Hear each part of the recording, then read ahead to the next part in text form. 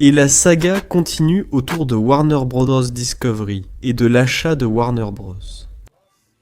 Par les candidats à la propriété de la marque, des studios et des propriétés de Warner.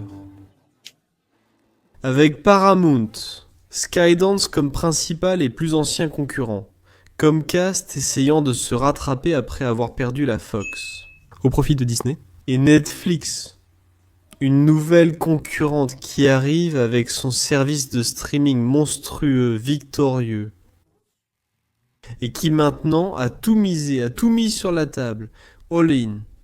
Pour Netflix, Netflix veut absolument acheter Warner et a offert de l'argent. Il y a des spéculations selon lesquelles Netflix aurait offert 60 milliards de dollars en liquide. Ça veut dire que Netflix va à la banque.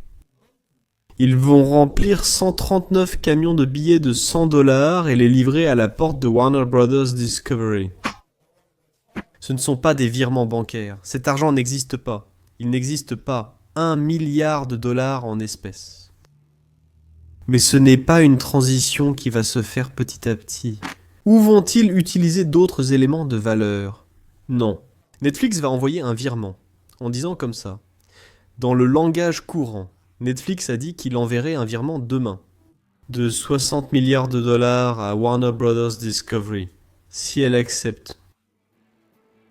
Alors, ça t'a secoué? David Ellison et Larry Ellison ont dû être ébranlés, parce qu'ils préparent aussi une offre en cash. Et vous, madame, vous mangez du cash? Vous regardez juste de loin, comme ça, en vous demandant quoi faire maintenant? Et les chances que Netflix l'emporte ont beaucoup augmenté, d'accord? Ce qui inquiète beaucoup de gens, c'est que Netflix n'est pas un studio de cinéma. Le cinéma n'est pas sa principale activité. C'est son modèle économique, le service de Netflix. C'est le streaming. Le business de Netflix, c'est le streaming. Je doute que Netflix s'engage totalement dans le domaine. Dans le monde du cinéma, la distribution cinématographique, Netflix elle-même a déjà dit auparavant que le cinéma est une forme de cadence, qui à l'avenir sera remplacée par le streaming. Et il n'est vraiment pas logique que Netflix implique une partie de son activité pour payer le cinéma. Bien que Monsieur Ted Sarandos ait déjà déclaré auparavant que, dans les promesses qu'il fait lors de l'achat, il s'engage à maintenir le cinéma de Warner intact. C'est aussi quelque chose qui est un peu discrédité. Certains disent qu'en déjà que c'est un attrape-nigo pour tromper les naïfs et que ça ne fonctionne pas vraiment. James Cameron, qui a dit ça, a dit « Ce truc de Netflix qui achète Warner, c'est pour tromper les naïfs. » Il dit qu'il va continuer avec le cinéma, qu'il va tout mettre en streaming. Monsieur James Cameron dit que ce sera un désastre si Netflix achète A. Mais quelles sont les vraies chances de Netflix? Je vais te le dire maintenant. D'après cette publication de Bloomberg, Netflix, par l'intermédiaire de son président-directeur général Ted Sarandos, il entretient une très bonne relation avec David Zazer, ils sont amis, et cela peut faciliter la transition. Un autre détail que je trouve plus important, au-delà de l'argent, au-delà des relations personnelles entre les parties concernées, c'est que ce type d'achat, ce genre d'acquisition d'un grand studio par un autre doit passer par un filtre. Par la Commission fédérale du commerce, qui est la Commission fédérale du commerce, qui est le bras étatique du gouvernement américain, pour éviter les trusts, pour éviter le monopole sur le marché. Autrement dit, un studio ne peut pas occuper trop d'espace, il ne peut pas posséder trop de choses. En même temps, il doit y avoir un équilibre et de la concurrence sur le marché.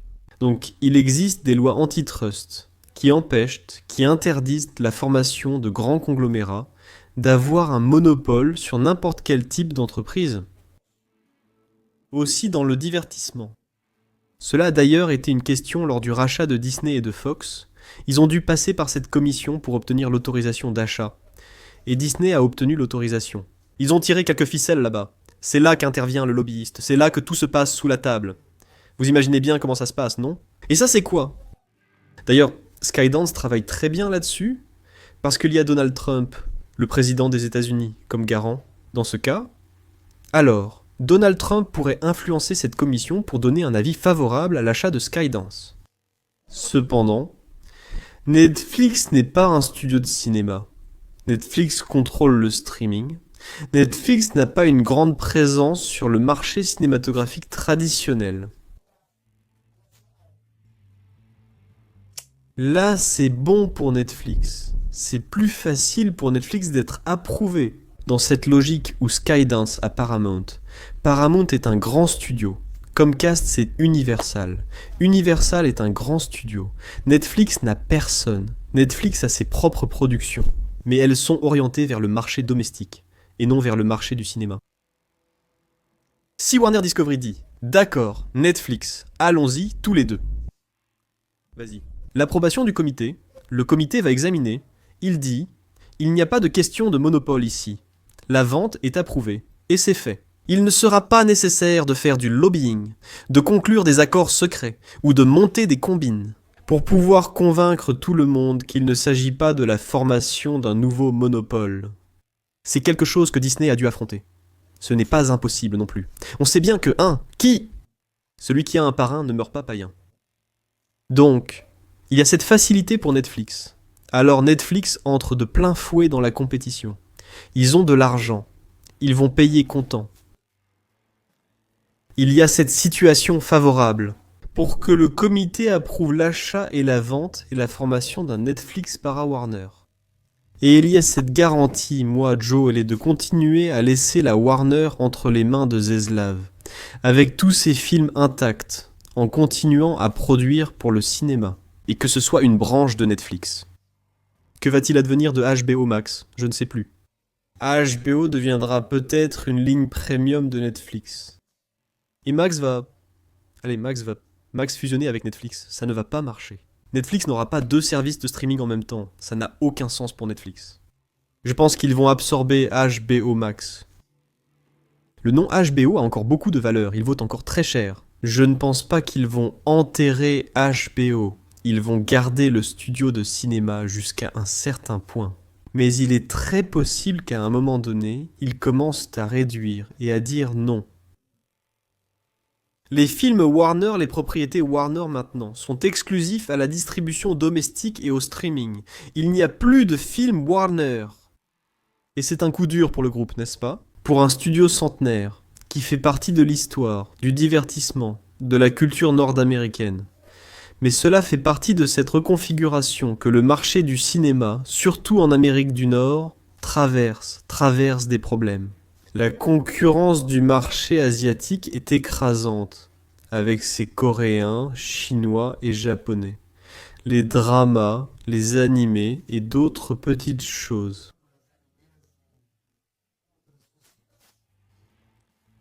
Et qu'est-ce que les gars vont faire aux États-Unis? Ils vont devoir se démener pour maintenir ce leadership dans le divertissement mondial, une chose qui s'est détériorée ces dernières années. C'est de ça que je voulais parler. Tu en penses quoi? Netflix a-t-il une chance? Écris en commentaire. A plus, salut. Voici un autre contenu de Quattro Quasa. La chaîne publie au moins 3 vidéos par jour, toute la semaine. Si tu as aimé, voici d'autres suggestions à voir. N'oublie pas de laisser un like, un commentaire, de t'abonner si ce n'est pas déjà fait, et d'activer la cloche pour recevoir les nouvelles notifications. Merci beaucoup, à la prochaine.